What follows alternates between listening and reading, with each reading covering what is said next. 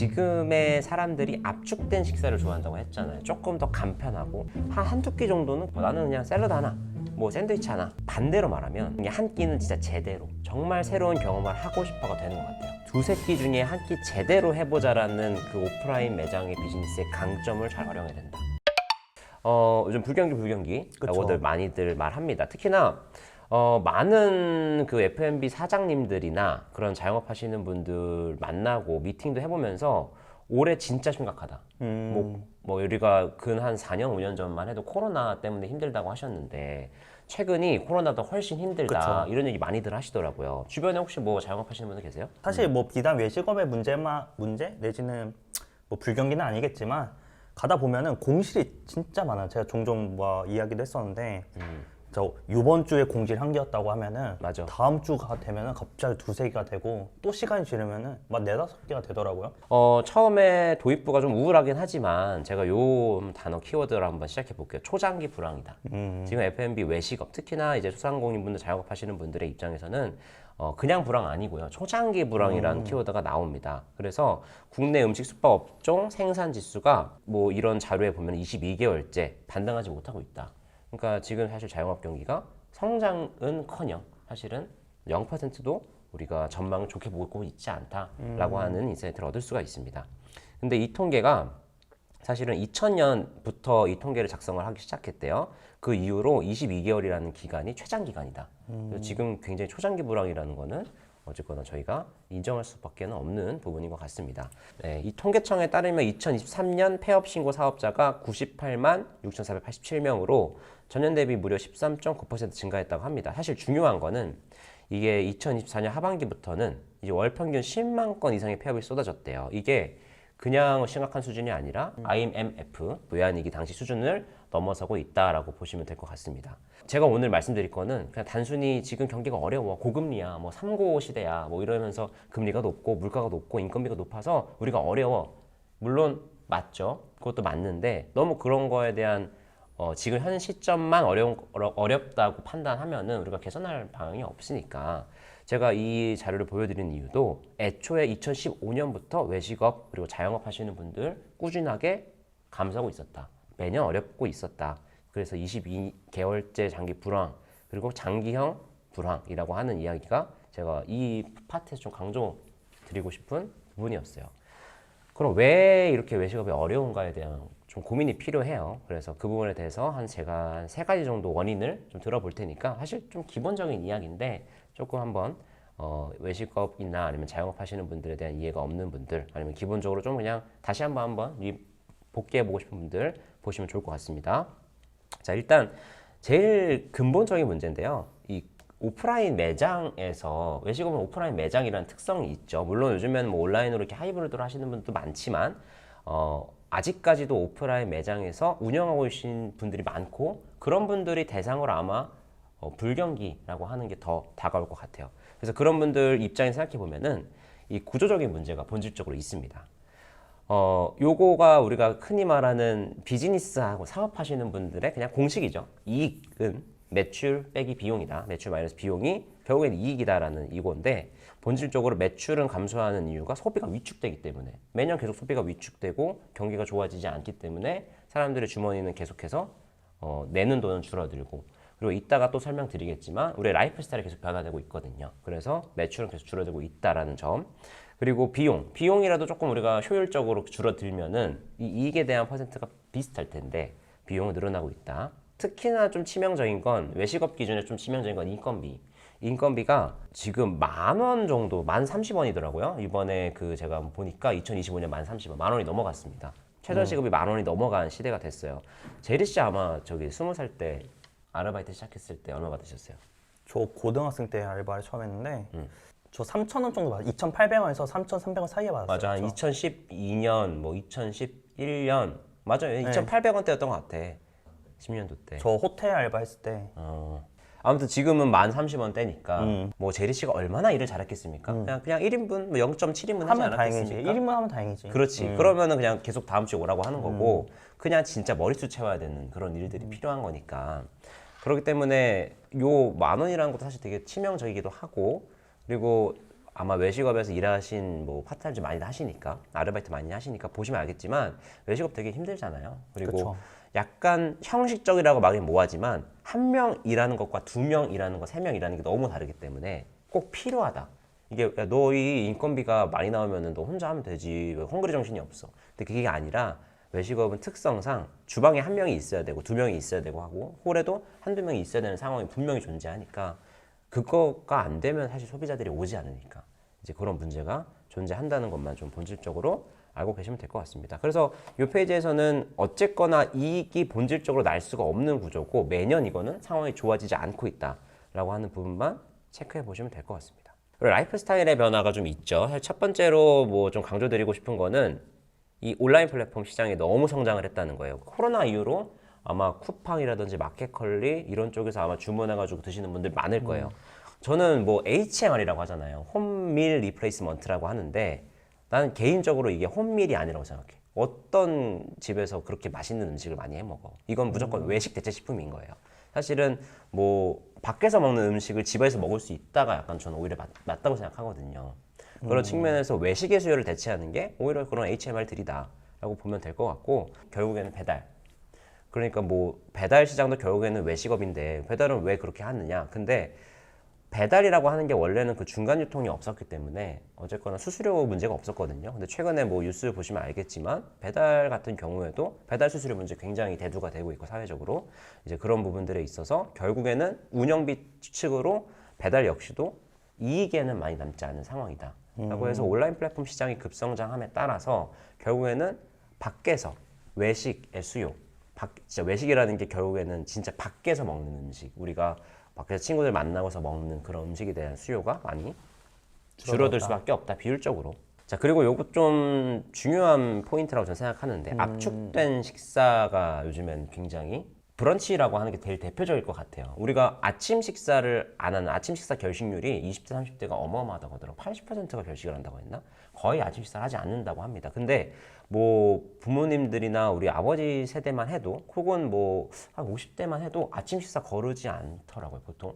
어떻게 드세요, 다들? 그러니까 그건 이제 시대적인 영향인 거고 음. 지금은 사실 사람 바이 사람으로 봐야 되는 것 같지 그렇긴 않나? 하죠. 그렇긴 하죠. 그래서 두 끼를 한 끼로 줄이는 그런 형태가 브런치이기도 하고 그런 식으로 압축된 식사의 대표적인 예시고요. 그리고 식사를 하면 사실 다행인 게 뭐 다이어트의 이유로 건강상의 이유로 요즘에는 끼니 양을 좀 줄인다든지 아니면 다양한 방법으로 식사를 좀 압축적으로 하는 라이프 스타일이 점점 늘어나고 있다. 대표적으로 뭐 샐러드 뭐 그것도 외식이긴 한 범주긴 하지만 뭐 밖에서 사 먹는 분들 많지 않고 따지고 보면 카페에서 뭐 샌드위치 하나 먹고 아니면 집에서 뭐 시켜 먹고 하시는 분도 많고요. 건강식 같은 경우에도 이게 그냥 요즘에는 워낙에 잘 나오니까 저도 오늘 아침에는 어떻게 보면 그 이렇게 좀 흔들어 먹는 거 이렇게 먹고 왔거든요. 물 섞어서 흔들어 먹는 거. 그래서 뭐 그게 외식의 수요를 뭐 100% 대체하기는 어렵지만 그래도 끼니가 줄어들고 있다는 거는 이 외식업 입장에서는 계속해서 기회가 줄어들고 있는 건 분명하다라고 하는 측면에서 압축된 식사가 좀 원인이 될 수 있겠다. 초장기 불황에 있어서는. 그리고 그 단백질 식품 대체제도 너무 많이 나와서요.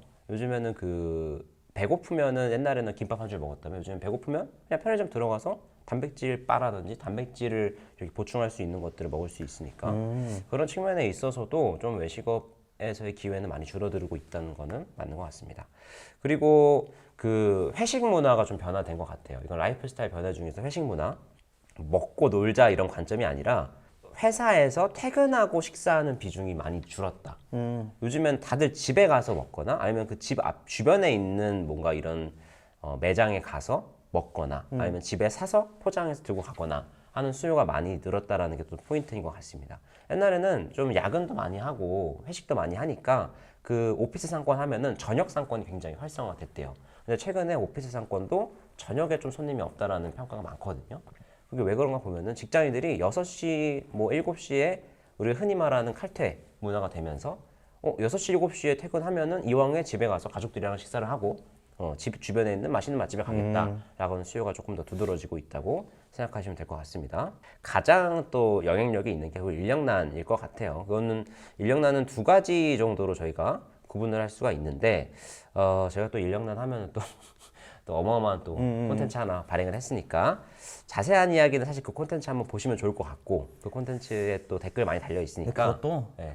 한번 리뉴얼을 해? 그때 당시에 아마 그게 네. 다시 한번 말해보자 해놓고 찍은 걸로 기억하는데 맞아요. 그것도 벌써 2년이 됐나요? 거의 그쵸. 이제 네. 되어 가고 있겠죠. 그래서 그것도 다시 한번 이야기해보면 그래서 인력난이라는 게 사실은 이게 꼭 외식업뿐만이 아니라 중소규모의 조직 회피 현상이 있는 것 같아요. 그러니까 좀 작은 규모의 이제 이런 조직에 내가 들어가려고 특히나 내가 첫 회사를 중소기업에 들어간다라고 하는 거에 좀 부정적인 인식이 굉장히 강해지고 있다. 근데 현실은 F&B 회사는 다 중소기업이다. 그렇죠. F&B가 아니라 외식업은 다 중소기업일 수밖에 없다. 어떤 기업이 외식업인데 큰 기업이 있을 수가 없거든요. 거의 웬만하면 있긴 하죠. F&B로 이렇게 범위를 확장시켜도 똑같죠. 그럴 수 있죠. 뭐 CJ라든지 그런 기업이 아닌 이상. SPC 뭐 이런 좀 거대한 기업이 아닌 이상 식품 말고요. 외식 쪽 생각해 보면 식품과 외식 그냥 포함시켜도 그래요? 그렇죠.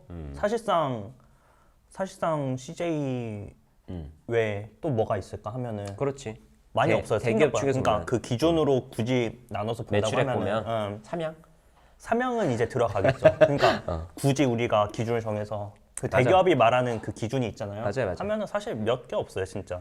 자, 아무튼 그 좀 작은 기업들에 대한 좀 회피 현상, 기피 현상이 계속해서 되고 있다. 안정적인 직장을 선호하긴 하잖아요. 이게 안정적이라는 기준은 뭐 사람마다 다르지만 그리고 우리나라 성향상 대기업에 처음에 이렇게 입사를 했다가 중소기업, 중견기업 가는 건 쉽지만 이게 중소와 중견을 처음에 갔다가 대기업을 가는 건 사실 쉽지 않은 상황이라서 특히나 뭐 F&B는 그런 회사가 많지도 않을 뿐더러 F&B는 유명한 회사는 많잖아요. 농심, 뭐 오뚜기 하면서 되게 유명한 제품과 회사, 뭐 샘표, 뭐 풀무원 이런 되게 좋은 회사들은 많지만 그거는 우리가 매일 일상적으로 접하고 있는 회사이기 때문에 유명한 회사지. 그쵸. 유명한 회사지만 그런 이제 다양한 방면에서 따져 보면은 우리가 모르는 회사들이 더 큰 회사가 많다라고 보시면 될 맞아요. 것 같습니다.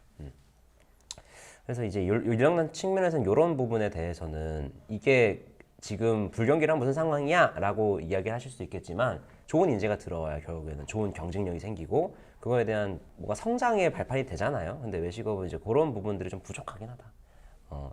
저는 장기도 아니고 중기 정도로 보유할 수 있는 그런 좋은 인재들이 외식업에 들어오면 그래도 지금보다 훨씬 좋은 환경일 텐데 지금 그런 부분이 좀 아쉽긴 해요. 아니 근데 저게 진짜 아니, 물론 우리 그때도 이야기했지만 네. 과연 사람이 없는 게 첫 번째 문제인가? 네. 아니면은 이 사람을 받아들일 수 없는 그 되게 피폐한 구조라고 해야 되나? 그래서 그치. 환경이 먼저인가? 이것도 되게 잘 따져보면서 생각을 해봐야 되는 부분인 것 같고 문제는 사실 매출이 문제죠. 수익과. 그럴 수 있죠. 그러니까 결국에는 자영업자들도 그치. 과연 자영업자가 될 준비가 잘 되었을까? 그렇지. 또 봐야 되고 저 파트타임도 저게 약간 성장을 네. 막아두는 그런 장치로서 지금 역할을 하지 않나 맞아요. 라는 생각도 드네요. 왜냐면은 그런 거 있잖아요. 사람이 손님이 없으면은 그냥 가라고 하잖아요. 그쵸. 예, 이미 그 주휴수당 안 주려고 다 세팅도 해놓을 뿐더러 사람이 없으면 더 빨리 가라 하고 그러면 사실 그 사람의 시간은 잉여 시간이 되어버리고 좀 여러 가지로 악영향을 주고 있지 않나 이런 생각도 드네요. 그래서 근로자 입장에서 생각해보면 이제 그런 부분들이 이제 대표들의 혹은 이제 그 사업주분들의 조금 이런 횡포 같이 느껴지기 때문에 법이 굉장히 그 노동법 굉장히 엄격하잖아요. 그리고 그거를 뭐 지적을 하면은 거기 무슨 뭐 정지 당하고 막 이러고 막 돈 내고 이러니까. 근데 이제 또 이걸 외식업 운영하시는 대표들 입장에서 보면은 어쩔 이게 수 없다. 뭐야? 내가 시간당 이렇게 돈을 많이 쓰고 하는 이제 이런 직원들인데 직원들 이렇게까지 책임이 없다? 이렇게 무책임하다? 그러니까 모든 뭐 법이 나쁘겠습니까? 뭔가 규율이 나쁘기보다는 그거를 악용하는 사례가 주는 사람도 그렇고 받는 사람도 그렇고 일부가 존재하니까 그런 부분에서 좀 이미지가 그렇게 됐고 사실 제 생각에는 한 100명의 사람 중에 한 98명 정도는 다들 좋은 그리고 자기가 책임감 있게 뭔가 사업주분들도 그렇고 일하시는 분들도 그렇게 하실 텐데 한 100명 중에 2명 정도가 조금 이렇게 무책임한 사례를 만들고 그런 것들이 이제 좀 아무래도 우리는 이제 좋은 것보다는 안 좋은 거에 자극을 받으니까 그런 것들이 좀 무분별하게 퍼지니까 좋은 그런 사람들 문제가 있는 것 많죠. 같아요. 좋은 사람 많아요. 저는 알바할 때도 운이 좋았던 게 막 그 시간이 흐를수록 뭐랄까 알바비를 올려줬다고 해야 되나? 당연한 거 아니에요? 아니 3개월마다 3개월마다. 아, 좀 짧은 텀으로? 네. 어. 그러니까 그 최저임금의 뭐 퍼센트 이게 그치. 아니라 어. 그게 이제 동기부여가 되는 거죠. 그치. 그 동기부여가 중요해요. 근데 이건, 그게 당연하다고는 볼 수는 없겠지만 또 그렇지. 여튼 알바니까. 그런, 근데 그거는 이제 내가 잡고 싶으니까 좀 늘렸겠죠. 그럴 수도 일을 있고. 잘했나 보지 뭐. 그쵸. 호텔부터. 호텔 때 못했어. 호텔은 어. 제가 힘이 없으니까 이 방캐스에서 어떻게 그걸 쟁반을 하겠어. 그 안 쏟으면 다행이야. 진짜 어, 상상된다. 자, 그래서 이렇게 인력난에 대한 문제가 굉장히 중요하게 크리티컬하게 있다. 그래서 다시 한번 정리해 보면은 이 구조적 문제부터 시작해서 결국에는 이제 온라인 플랫폼 시장이 급성장하고 압축된 식사, 라이프 스타일에도 좀 어느 정도의 변화가 생겼고, 그리고 인력난. 이건 라이프 스타일이 아니네요. 죄송해요. 인력난에 대한 부분, 이런 부분들에 인해서 사실상 초장기 불황은 정해져 있는 수순이었다.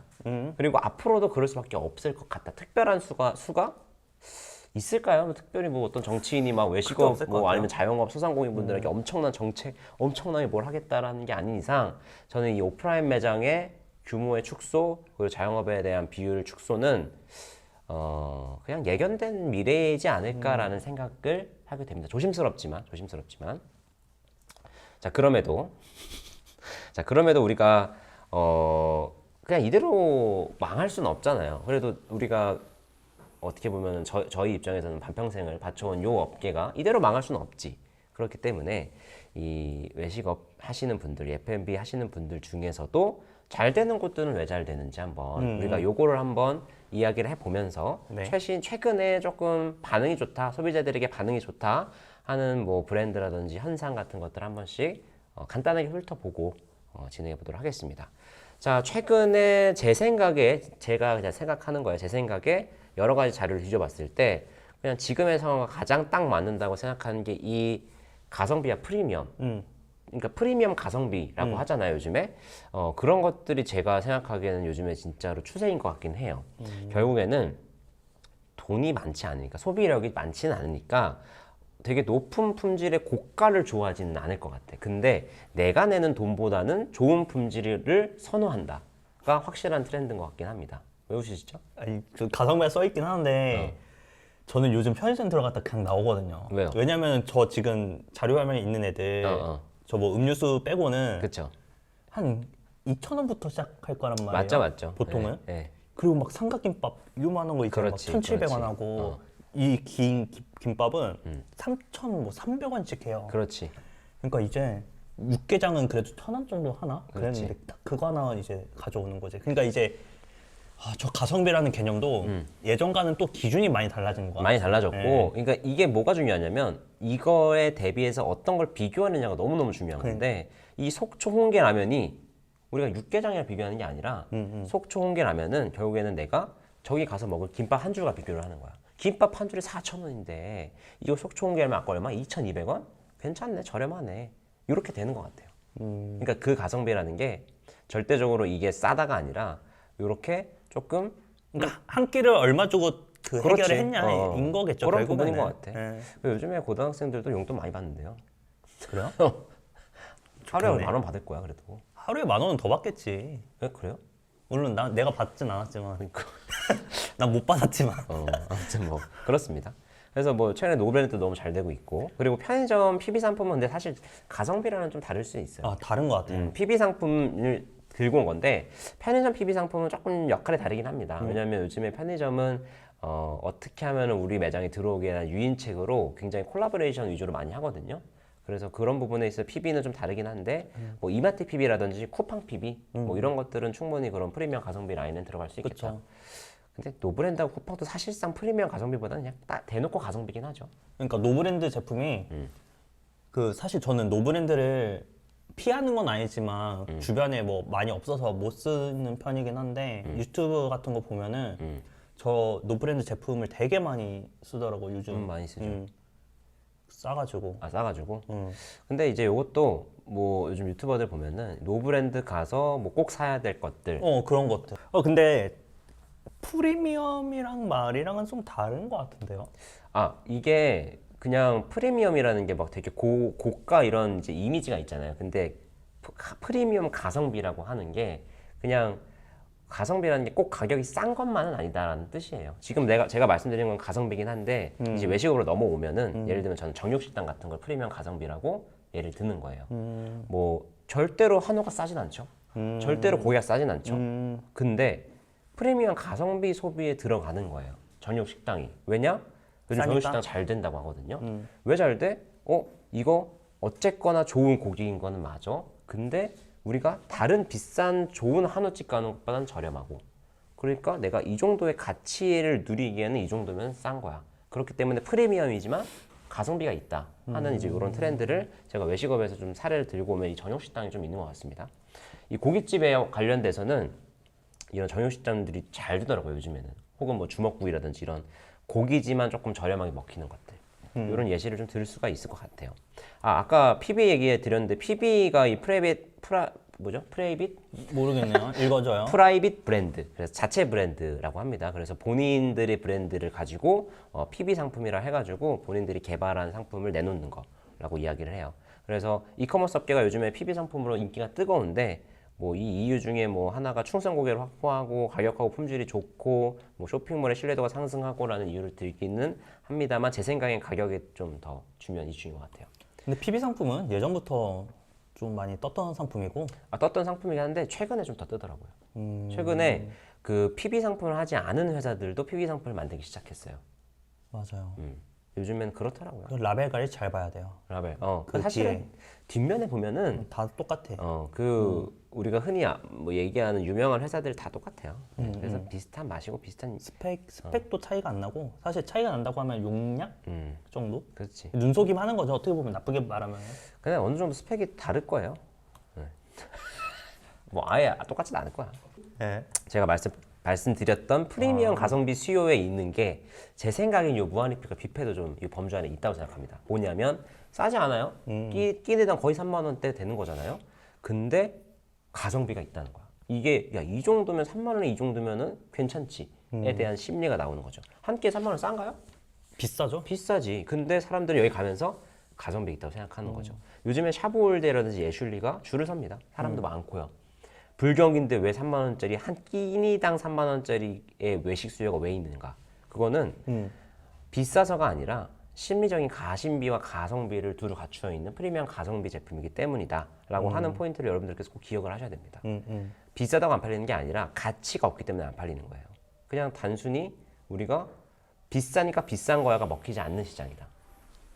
이게 왜 비싼지에 대한 합리적인 근거와 논리가 있는 그거를 손님들에게 잘 표방할 수 있는 브랜드라면 지금 충분히 잘 되고 있다라고 하는 사례가 샤브올드와 애슐리를 사례로 좀 들었습니다. 자, 다음 트렌드는 자, 클래식은 영원하다. 클래식 포에버 맞나? 클래식 네버 다이였어. 클래식은 영원하다. 자, 우리 보통 이제 요 클래식 네버 다이라는 유명한 요 문구가 많이 이제 그 도는 업계는 사실 패션. 그래서 뭔가 이렇게 패션은 돌고 돈다. 뭐 요런 이야기가 있는데 이 F&B도 따지고 보면 되게 클래식을 원하는 이제 그런 수요층도 있고 생각보다 소비자들이 입맛이 되게 변하지 않아요. 보수적이에요, 입맛은. 그래서 제가 요즘에 그래도 다시 재평가받고 있는 브랜드들 다시 한번 생각해 보면 외식업 전반 요즘에 경기가 어렵다고 하니까 지속적으로 진짜 지난 몇 년간 꾸준하게 성장하고 꾸준하게 뭔가 안정적인 구조를 보이고 있는 브랜드들이 오히려 요즘에 대두가 되고 있다라고 하는 측면입니다. 클래식한 브랜드들 예를 들면 아웃백 스테이크하우스 요즘에도 줄 선다고 하더라고요. 주말이면은 웨이팅도 있고 그게 왜 그럴까 생각을 해봤는데 참고로 아웃백 스테이크하우스는 한 5년 전인가요? 그게 BHG로 넘어갔습니다. 그래서 그때 옮기면서 뭐 망한다, 뭐 온다 말은 많았지만 최근에 더 잘 되고 있죠. 그 이유가 뭐냐면 제 생각엔 그래요.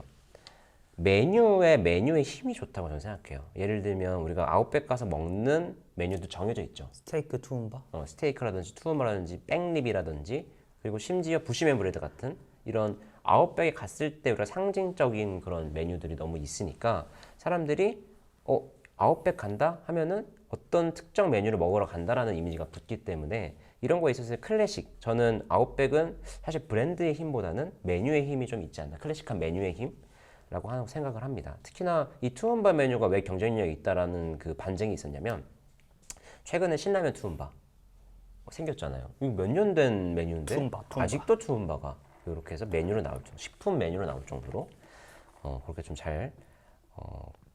잘 나가고 있다라고 보시면 될 것 같아요. 근데 아웃백이 굉장히 잘 견고하게 잘 성장한 이유가 뭘까를 고민했는데 아웃백에만 좀 그런 상징적인 메뉴들이 있더라, 클래식한 메뉴들이 있더라. 다른 곳들은 약간 뷔페로 좀 치중되거나 그렇죠. 뭐 아니면은 사실 어떤 시그니처 메뉴가 시그니처 없죠. 메뉴라고 우리가 딱 있겠지만 그들끼리는 있겠지만 우리가 딱 먼저 머릿속에 떠오르는 메뉴가 없어. 근데 아웃백은 뷔페가 아니잖아. 생각해보니까. 뷔페가 아니니까. 그러니까 이제 이 메뉴라고 하는 측면의 클래식 메뉴가 조금 더 지금 같은 좀 이런 상황에 더 지속성을 가지고 간다라고 하는 거죠. 이 투머 파스타가 나온 지가 몇 년이 됐을까요? 아직까지도 제일 잘 팔리지 않을까요? 근데 또 지금 세대한테는 모르겠어. 왜냐면 우리 세대는 결국에는 그 애슐리와 말한 빕스와 이게 경쟁사는 아니겠다만 뭔가 비슷한 카테고리 같잖아요. 그래서 항상 애슐리는 우리에게 친근한 애들이었고 그쵸. 어떻게 보면은 그 이제 상위 단계가 아웃백과 이제 빕스 맞아. 이런 애들이었는데 거기에 대한 로망이 있어서 가는 것도 없지 않아 있을 것 같고 막상 갔는데 와 빵도 무한 리필이야. 뭐 투움바도 맛있고 뭐 감자튀김 이런 것도 맛있고 하다 보니까 좀 계속 찾게 되는 게 아닌가 우리 세대만큼은 맞아요. 이런 느낌도 있을 것 같아요. 사실은 이제 두 브랜드 애슐리와 아웃백 둘 다 지금 잘 되는 건 맞는데 그게 왜 잘 되는지에 대한 조금 더 세분화된 저만의 생각인 거예요. 그래서 앞서 말했던 애슐리 같은 경우에는 이런 이제 프리미엄 가성비에 대한 수요인 것 같고 이런 이제 아웃백 같은 경우에는 좀 이런 클래식한 메뉴에 대한 수요가 있지 않을까라는 내용이었어요. 왜냐하면 지금 같은 경우에는 신뢰도가 좀 그렇게 돼야 되거든요. 내가 가서 실패하면 안 되거든. 이 정도 가격 내고 실패가 없어야 되거든. 그래서 이 클래식 브랜드의 그런 장점들은 결국에는 그 신뢰성 아닌가라는 생각이 듭니다. 두 번째가 롯데리아인데 롯데리아도 저도 몰랐는데 롯데리아도 굉장히 요즘에는 좀 인기가 좀 있다고 해요. 좀 매출도 계속 잘 하고 있고 네. 롯데리아 같은 경우에 최근에 그 나폴리 마피아랑 같이 했던 요 콜라보 잘 반응이 좋아가지고 잘 진행됐다고 합니다. 근데 저가 먹어봤거든요. 네. 전 안 먹었어요. 그냥 네 그렇습니다. 자 그냥 클래식하다. 근데 롯데는 패티를 좀 바꿔야 돼. 아무튼. 번 바꿨으면 됐지. 아니 번은 되게 훌륭해. 롯데리아는 옛날부터 번이 맞아. 훌륭했는데 그 치즈번인가? 패티가 조금 브리오시번. 나는 패티는 조금 바꿔야 될 것 같아. 롯데 뭐 보시진 않겠지만 그렇게 생각이 듭니다. 소비자로서 충언을 드립니다. 그리고 세 번째 노포에 대한 그 인기가 높아지죠. 노포에 대한 인기가 높아지는 노포 얘기 또 나오면 조심스러워지는데 제리 씨가 또 노포 반대파여가지고 근데 인정할 수밖에 없죠. 최근에 이제 맛집 프로그램들 결국엔 남아있는 거 성시경, 풍자 하면 거의 다 노포 위주로 좀 가긴 하잖아요. 오래된 맛집들, 전현무 계획 이런 것들 다 노포 맛집 가죠. 저는 명확하게 가야 되는 게 오래된 음식점을 싫어한다는 게 아니라 위생이 안 좋은 곳을 싫어한다는 거예요. 네. 그렇죠. 네. 그 흑백 요리사에 나왔던 이모카세 그분이 사실 운영하고 계시는 안동집이라는 요 손칼국시. 그러니까 우리가 노포라고 그냥 칭해서 사실은 그냥 한식 전문점이라고 보셔야 돼요. 그래서 어떤 우리가 흔히 말하는 양식이나 중식이나 일식이나 아니면 좀 퓨전 한식이 아니라 우리가 옛날부터 그냥 먹어왔던 오래된 한식 메뉴에 대한 수요가 결국에는 오래 가더라 라고 하는 게 지금 제가 말씀드리고 싶었던 클래식 파트에서 말씀드리고 싶었던 이야기예요. 그래서 이런 클래식한 메뉴, 클래식한 뭐 브랜드 이미지 그리고 클래식한 어느 정도의 카테고리들이 최근에 이런 경기가 안 좋을 때 오히려 지수성을 가지고 가지 않을까라고 하는 이런 이야기들을 좀 드리고 싶었습니다. 그리고 이게 그냥 비단 우리나라뿐만이 아니라 우리나라에 들어오는 해외 브랜드들도 결국에는 지금은 새롭고 반짝반짝거리는 브랜드들이 들어오는 게 아니라 어떻게 보면은 외국에서의 클래식 브랜드들이 들어와요. 예를 들면 캐나다의 클래식한 팀홀튼이라는 카페 브랜드가 최근에 들어와서 막 가맹점도 하고 막 확장하고 있죠. 그리고 2024년에 상반기 하반기쯤에 핫했던 파이브 가이즈도 결국에는 되게 오래된 그냥 햄버거 집이거든요. 그래서 그런 것들 들어오는 걸 보면은 이것뿐만이 아니라 요즘에 이제 해외에서 들어오는 브랜드들이 다 하나같이 이런 클래식 브랜드들이 많이 들어옵니다. 옛날에는 뭐 좀 이런 좀 뭐가 고가의 뭐 아니면 좀 유명했지만 좀 이렇게 반짝반짝 빛나게 유명한 애들이 들어왔다면 지금은 되게 옛날 브랜드, 되게 옛날에 그냥 계속 꾸준하게 판매가 되는 그 나라에서 그런 브랜드들이 들어오는 걸 보면서 확실히 사람들이 지금 외식업 F&B에 바라고 있는 거는 조금 순간의 그런 좋은 이미지보다는 계속 지속적으로 뭔가 우리한테 계속 좋은 가치를 주고 있는 신뢰성 있는 브랜드들을 원하는구나 라고 하는 관점으로 봐주시면 좋을 것 같습니다. 제가 아까 앞서 말씀드린 거에 대한 그 반대작용 중에 하나가 결국에는 지금의 사람들이 압축된 식사를 좋아한다고 했잖아요. 조금 더 간편하고 내가 한 끼 식사 제대로 이 느낌도 좋아하겠지만 세 끼 중에 한두 끼 정도는 그냥 내가 압축적으로 하고 싶어. 나는 그냥 샐러드 하나, 뭐 샌드위치 하나, 아니면은 내가 단백질 그냥 대체로 그냥 간단하게 하고 싶어. 에 대한 수요가 결국에는 반대로 말하면 내가 두 끼 혹은 세 끼 중에 한 끼는 진짜 제대로 정말 새로운 경험을 하고 싶어가 되는 것 같아요. 저는 외식업 혹은 F&B 하시는 분들, 오프라인 매장, 오프라인 비즈니스 하시는 분들이 꼭 염두해야 되는 부분이 요거라고 생각하거든요. 사람들은 일상식을 간편하기 때문에 내가 오프라인 매장에서 간편하게 해야 되겠어. 간편한 수요가 있으니까 라고 접근하는 거는 저는 조금 힘들 거라고 생각합니다. 지금 시기에는. 오히려 이 두세 끼 중에 한 끼 제대로 해보자라는 그 오프라인 매장의 비즈니스의 강점을 잘 활용해야 된다. 우리나라 사람들이 왜 고깃집에 갈까요? 고깃집을 왜 가? 그냥 집에서 좋은 고기 사다가 구워 먹으면 더 싼데 왜 고깃집에 가? 집에 냄새 나고 이런 거 말고. 이때 저 중요하겠지만. 근데 저도 궁금해요. 왜 갈까요? 왜 갈까? 너무 비싼데? 뭐 비싸지. 두세 배 비싸잖아요. 진짜. 뭐 된장찌개가 더 맛있어? 아니면 뭐 우리가 뭐 더 막 그건 아니잖아. 근데 왜 더 가냐면 나는 이거라고 봐. 아까 말씀드렸던 숯불에 대한 경험. 집에서 할 수 없는 경험. 고깃집에 가면 집에서 할 수 없는 경험을 통해서 고기를 먹는 거예요. 아니에요. 그렇게 쳤으면은 번화로 고기 굽는 삼겹살집은 다 망했어야 됐어. 그래서 최근에 그러니까 그게 되게 중요한 포인트였는데요. 불황의 불황, 요즘 같은 불경기에 되게 중요한 포인트가 불경기가 아닌 나름대로의 좋은 경기일 때는 이게 좋은 비즈니스, 좋지 않은 비즈니스, 진짜 고객들이 원하는 건지 고객들이 원하지 않는 건지 헷갈려. 희석이 돼 있어. 근데 요즘 같은 불경기에는 고객들이 원하는 건지 원하지 않는 건지 뚜렷하게 구분됩니다. 그래서 최근에 고깃집들 보면은 전기라든지 이런 것보다는 숯불이라든지 연탄에 구워주는 게 훨씬 더 사람들이 많이 반응이 좋다. 그런가? 그러니까 그 반응이 좋다는 것도 이슈화가 된 고깃집들이 그랬을 뿐인 거지. 비교적 두 개를 예시를 들면 그렇죠. 이제 매출이 잘 나오는 애들도 분명 있을 텐데 걔네들은 그저 동네 고깃집이라는 이유 때문에 우리한테까지 정보 전달이 안 되는 걸 수도 있는 거잖아요. 그럴 수 있죠. 근데 우리가 흔히 말하는 이제 고깃집 중에 맛집이라고 생각하는 곳 중에 숯불이나 연탄 쓰지 않은 곳이 있나요?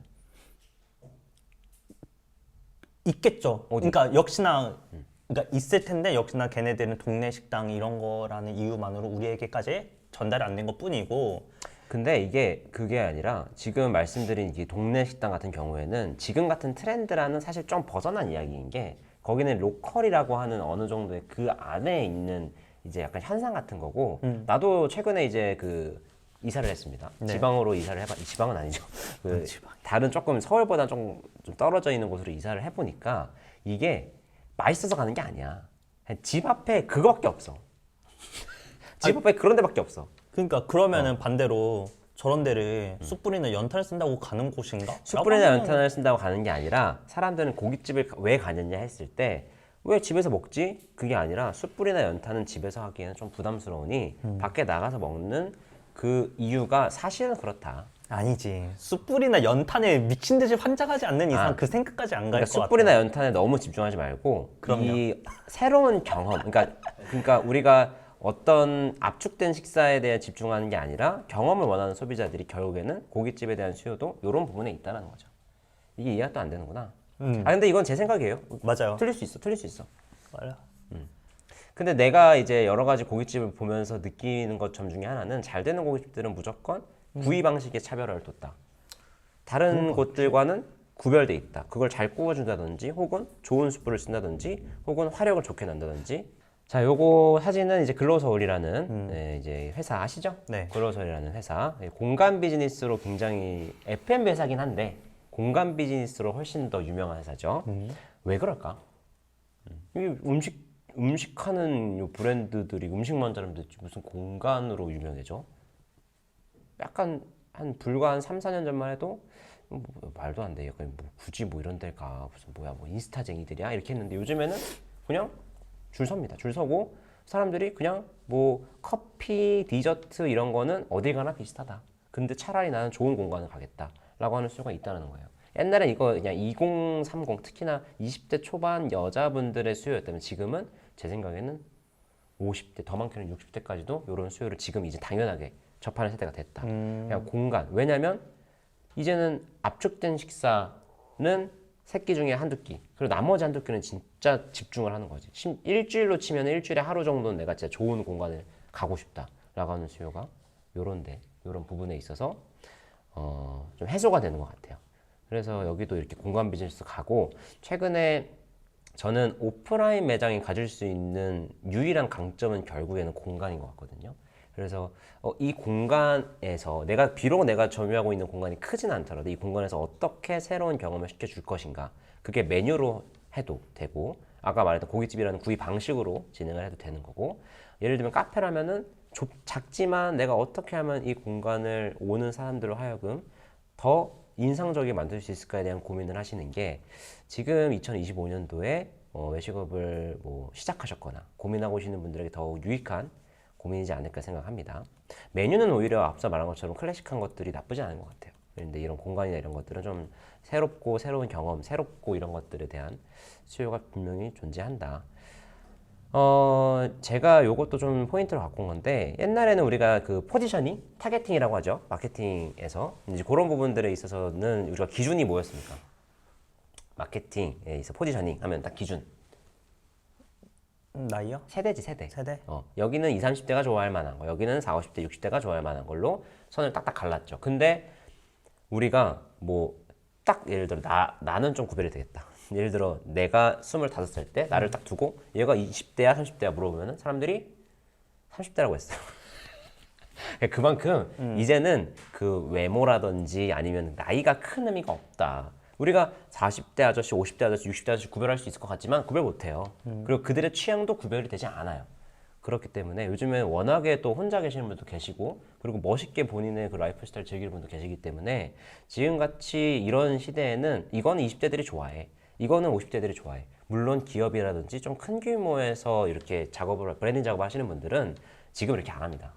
뭐 요즘에는 뭐 페르소나라든지 이렇게 해가지고 조금 더 구체적으로 뭐 이런 사람들의 니즈를 막 평가하지만 아직까지도 자영업 외식업 하시는 분들은 타겟팅을 할 때 그냥 무의식적으로 타겟팅을 할 때 이건 20대가 좋아할 만한 거, 이건 30대가 좋아할 만한 거, 이거는 뭐 50대가 좋아할 만한 거 이런 식으로 타겟팅을 하는데 그런 거는 조금 이제 지양해야 되지 않나 라는 생각인 거죠.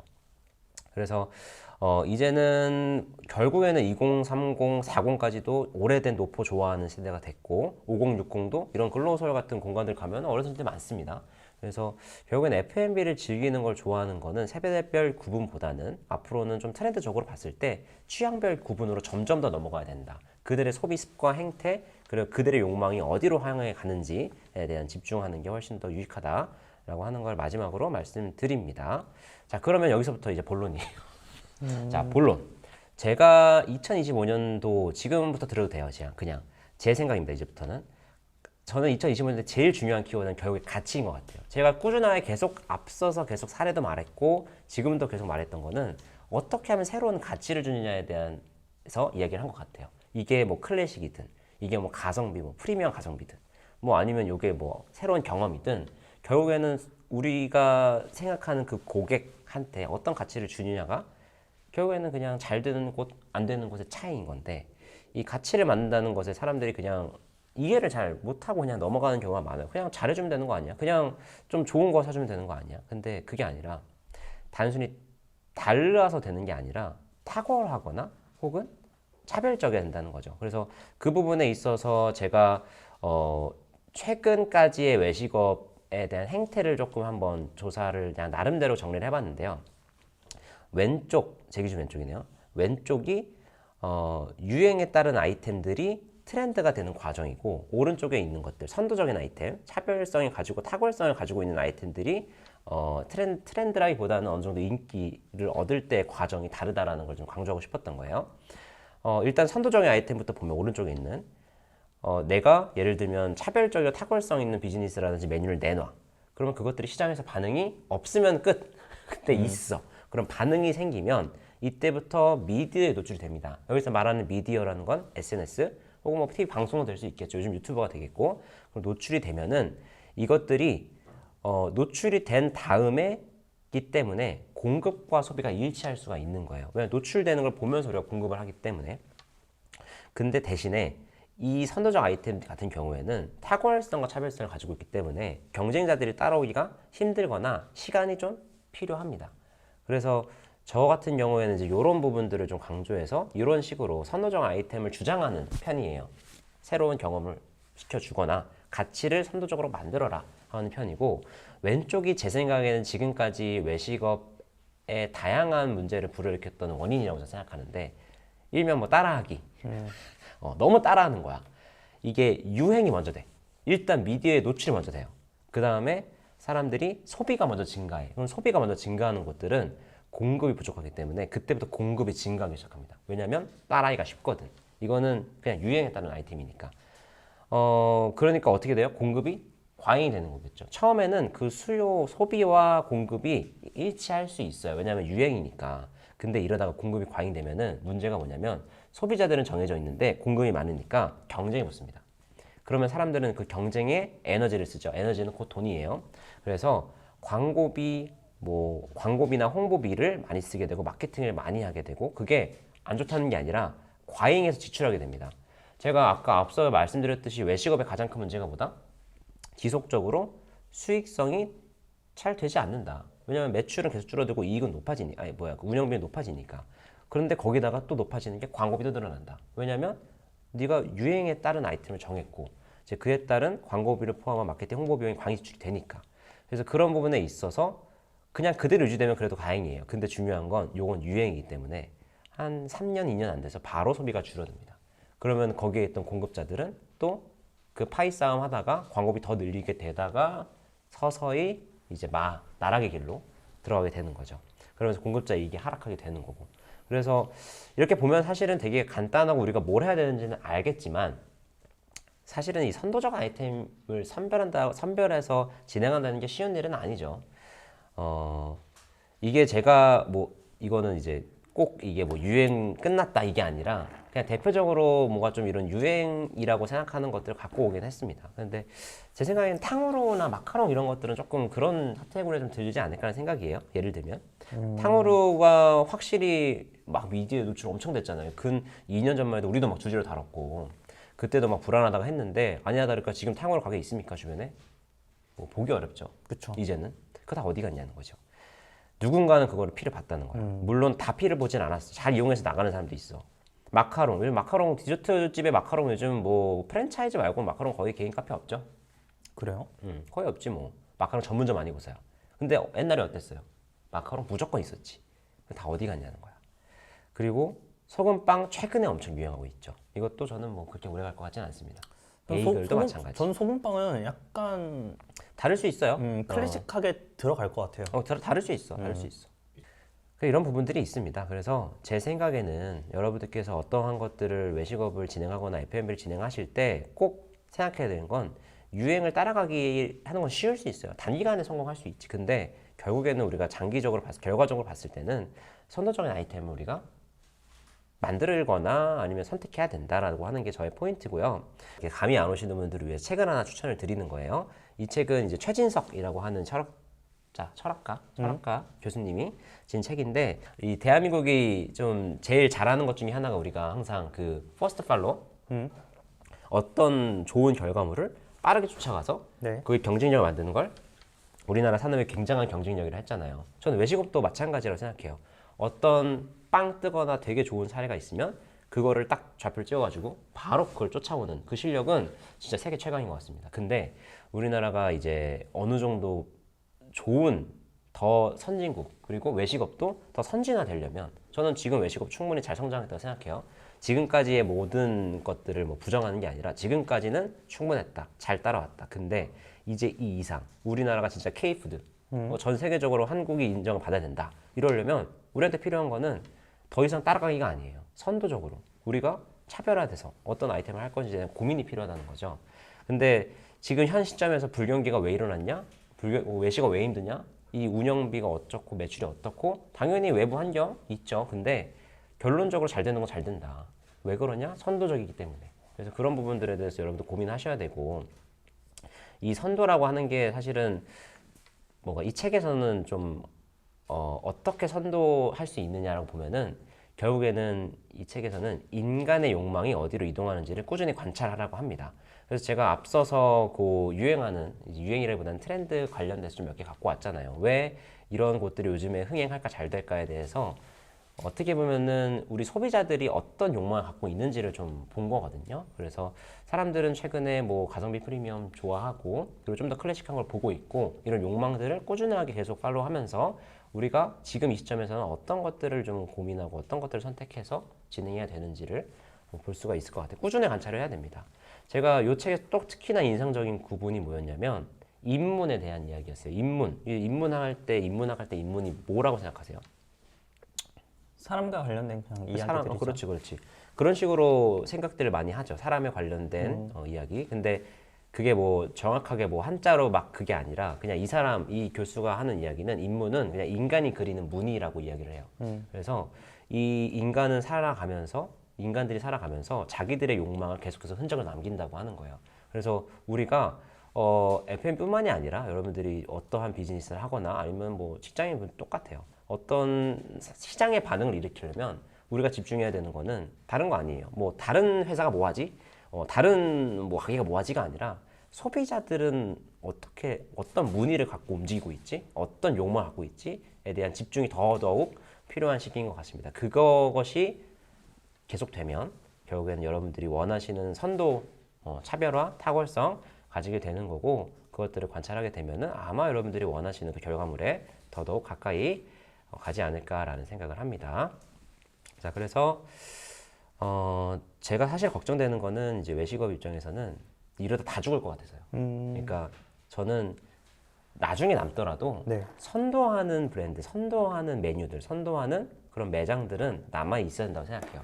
근데 이대로 가면은 선도하는 거고 뭐고 다 죽을 것 같아요. 그래서 저는 가능하면 선도하는 것들이 살아남을 수 있도록 경쟁력은 계속 꾸준하게 시장 측면에서 그리고 우리 어차피 음식이 같은 곳에서 계속해서 우리가 이런 것들을 좀 언급하면서 좋은 좀 이런 분위기를 만들어가는 게 중요하다고 생각해서 오늘 이야기를 좀 준비했습니다. 느낀 점? 늘 말하지만 네. 없어져야 할 곳은 없어져야 되고 그건 맞는 것 네. 같아. 근데 그 없어져야 할 곳이라는 것에 대해서의 정의는 모두가 또 다르겠죠. 맞죠? 근데 여튼 뭐 필요에 따라 맞아. 그런 거는 좀 어느 정도 정리가 돼야 더욱더 좋은 맞아요, 그런 생태계가 되지 않을까 이런 생각도 중요한 들고. 거는 그게 못 따라오는 사람들은 내쳐져라가 아니에요. 이게 못 따라오는 사람은 굳이 이 외식업을 할 필요가 없어요. 돈이 안 돼. 그리고 미래가 지속성이 없어. 그러니까 저는 이 F&B 산업은 무조건 지속력을 가져가야 되는 산업이라고 생각하거든요. 그거는 과거에서도 보여줬어요. 우리가 지금 알고 있는 꾸준하게 잘 되는 브랜드들만 돈을 벌어요. 반짝했던 브랜드 중에 돈 버는 데가 없어요. 물론 뭐 엑시테가 돈 버는 데도 있겠죠. 근데 그 결과가 좋지 않을 수 있다는 거지. 그래서 적어도 요 시장 F&B라든지 외식업에 대해서 관심이 있는 분들은 결국에는 지속성에 대한 관심을 가져야 되고 지속성을 가져가려면 어떻게 해야 되는가? 선도력을 가져가야 된다. 우리는 무조건 선도해야 된다. 라고 하는 관점을